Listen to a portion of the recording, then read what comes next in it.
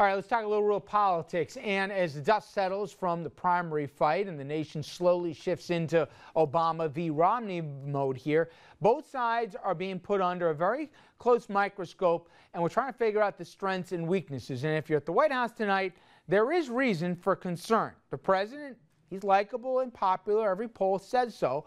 More so in categories than certainly you can find for Romney, where no one's really doing the warm embrace. His approval rating, Mr. Romney, is just 29%. That's close to an all-time low for a major party nominee. And Romney's favorability rating, 13 points behind President Obama. So you say the thing's a cakewalk. Not so fast, my friends. Thing is neck and neck, and in some polls, like this one from the Times and CBS, you can see it. It's an all dead heat here. That means something, and we're going to try and articulate now, is dragging down the numbers for the incumbent. And Andrew, as we once heard from another Democratic president, it's the economy, stupid. I'm not calling you that. It would certainly seem so, Rich. The economy and jobs still numbers 1 and 2 of the issues in every poll when voters are asked to name their top issues. Economic fears weighing on the minds of many.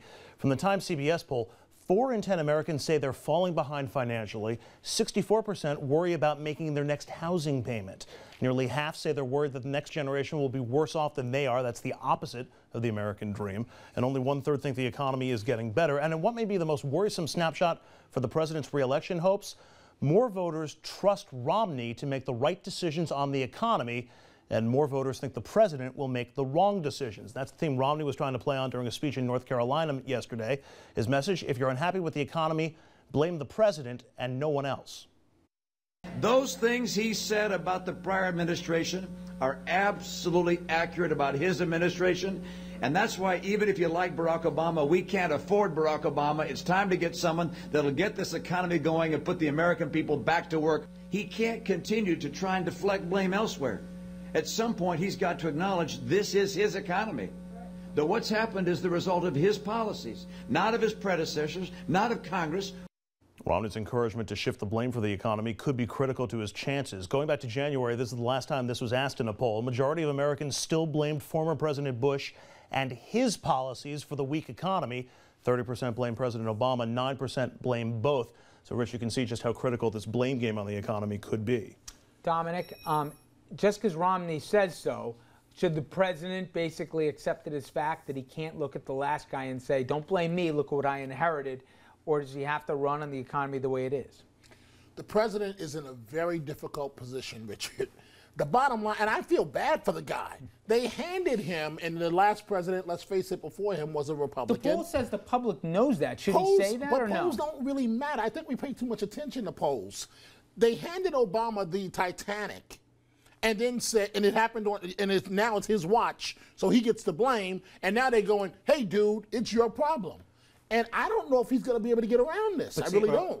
Well, in addition to the it's the economy, stupid, the other adage, which actually was a Reaganism that has come through the ages, is, are you better off now than you were 4 years ago? Yes. And a lot of folks can say that they are. For a period of time, the unemployment numbers were going down, gross domestic product was going up, and it was always going to be difficult to sustain that for several months going into the general election. I imagine that the president had to have known that. I imagine that he had to plan for it. But I agree, the polls are just a snapshot in time, and those folks could have been influenced by a lot of different things. But if Obama can equate Romney with Bush, same thing, going back to the same thing, I think there is an advantage there for the president potentially, because people have already blamed President Bush. Why would you want to go back? Argument of it could have been worse is a tough one to convince people of. All right, now, to suggest, though, that the president's in trouble may be fair, but on the flip side, Romney's got his own share of worries here. We did this last night. Romney well behind the president in a lot of key demos. Let's start with women voters. 20% Romney's down to the president in one poll. And in a new one from NBC and the Wall Street Journal, he's down 12 points also when it comes to female voters. How about Latino voters? Romney now trailing by 47 points. I mean, they make up almost 30% of the population of this country, if not the electorate. Meanwhile, you have Romney now forced to defend positions that may not be in line with the rest of the nation, certainly when it comes to the general. Forget the primary. Women's health, immigration, last weekend on guns. Speaking to the NRA, Romney, He didn't try and navigate a little tightrope here. He doubled down, calling himself a president who will stand up for people looking to protect their homes, language nearly identical to stand your ground. Now, let me ask you, Basil. I know the president. I think it's legitimate. He's got some worries. It's a tough economy. Historically, that's tough for an incumbent to win on. But if you can't carry women, you can't carry Latinos, certainly not going to carry African-American votes, the youth vote and the independents, at least among women, are all breaking for the president. When you look at the electoral map, how does Romney win? I don't know. They should have chosen Herman Cain instead. But I think 999. But listen, it's a tough path to victory because it seems like the majority of the Republican argument is anyone but Obama. And the problem is that gets you to 49%, that doesn't get you to 51.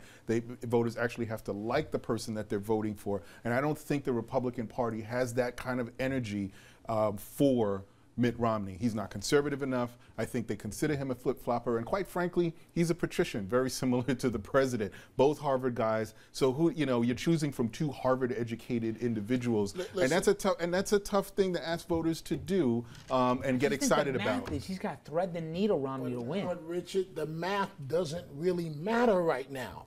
Obama is in trouble.